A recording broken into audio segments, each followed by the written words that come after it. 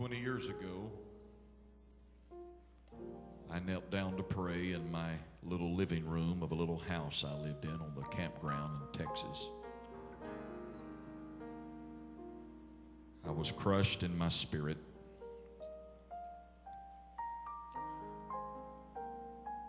I was only 26, but I felt like that I had no future. I had no ministry. The ground was dry, the clouds held no rain, and I'd been through a little situation that I thought I could not recover from. And I took it to the Lord in prayer late one night, and if ever the Lord put his hand on my heart and then his hand on my hand to write a song, as I poured my heart out to him and said, Lord, what about this? What about these problems? What about this difficulty, this trial, this situation? The Lord guided my hand to write those words. The seed you planted deep has yet to grow. You've wondered when you will reap the things you sow, and how long has it been since rain last touched your ground? You've searched the skies, but then the rain just can't be found. And he said to me, it was to me, it will rain again. The fruit will fill the vine. It wasn't long after that I went to Arizona to be state youth director. I moved out there on the promise of $400 a month and all the preaching I could do.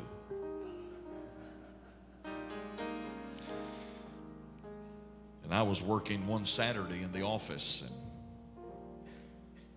I received a phone call just the Sunday before. And my dad, who at the time was about, 56, 57 years of age, he was in the pulpit one night, and he passed out. Had a pain shoot through his chest, and he just blacked out. And the doctor told him, he said, if you want to live, you better quit that church. And so my dad took early retirement. He went to camp meeting that year. They gave him this big plaque celebrating his ministry and all the sermons he preached and all the souls that had been saved, and churches he had pastored. I've got a picture of my dad holding that plaque out in front of his house. He's got the saddest look on his face I've ever seen in my life. And I had been thinking about it all week long, and I was overwhelmed with it that Saturday in the state office in Phoenix. And I just stopped working on what I was working on, and I looked up to the ceiling and I said, Lord, is it really over for my father? At 57, is he really finished? He still has the burden for ministry, the spirit, the desire, and his body's just breaking down. I said, is it really over for him? And I heard the Lord say to me, but it will rain again.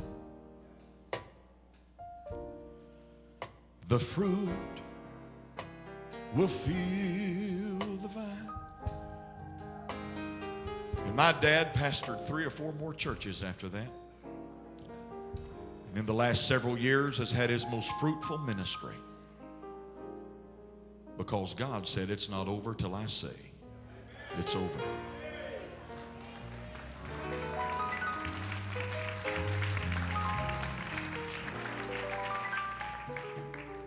I left Arizona in about 2.5 years. Jensen Franklin came to preach us a revival. It was right before he went to Gainesville, and we had gone a week, and it'd been okay, nothing just spectacular, and probably didn't merit going a second week, but I talked him into staying a second week.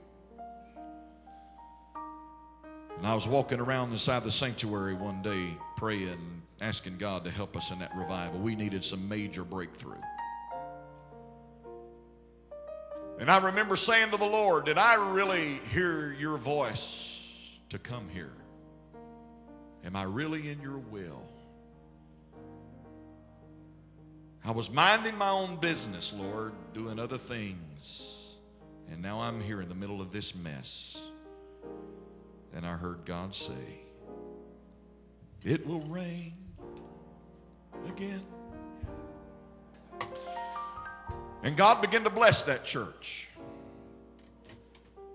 For about 5 years, it was just phenomenal what the Lord did. Tony and Starla came and they helped me, and God gave us explosive growth. And then we went into a building program.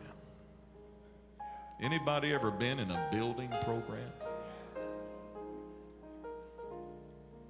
I had wrestled with it, met with contractors, and had business meetings and raised money till I thought I can't raise any more money. Pushed myself away from the desk one day and went home so exhausted and fed up and tired and weary.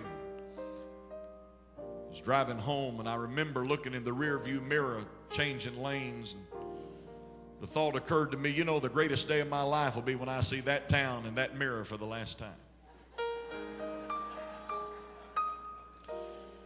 And I got inside my house and I was visibly upset, and Paula knew I was upset. She said, what's wrong with you? I said, well, I'm not going to go into it, but I said, if that phone rings and it's a state overseer anywhere giving me a chance to get out of here, I'm gone. Now that's dangerous. I mean, that phone could have rang from anywhere.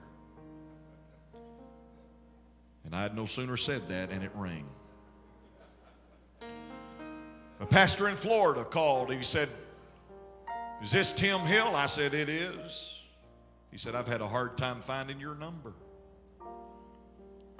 He said, the Lord told me to call you because last Saturday night, my wife and I sat up and listened to a sermon that you preached down in South Georgia camp meeting a few years ago. I said, what was the name of it? He said, worn out but still going.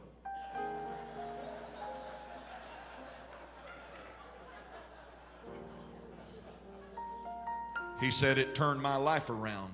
I've listened to it 3 times. He said, the Lord told me to find the man who preached that and call him and tell him I'm not through with him yet.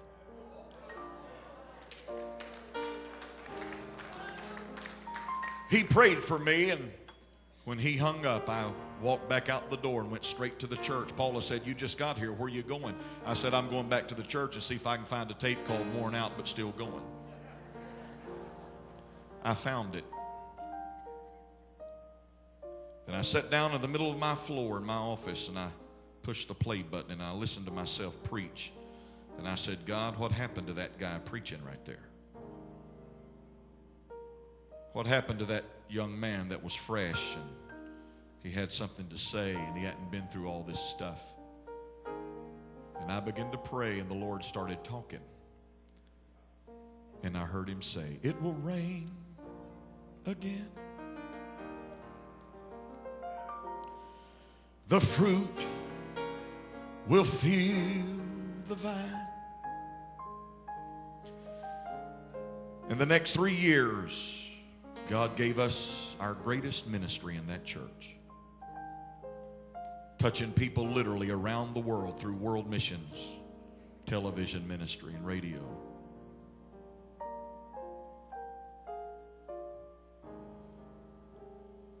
In 1996, I left there and went to Oklahoma. I told you some of those stories last night.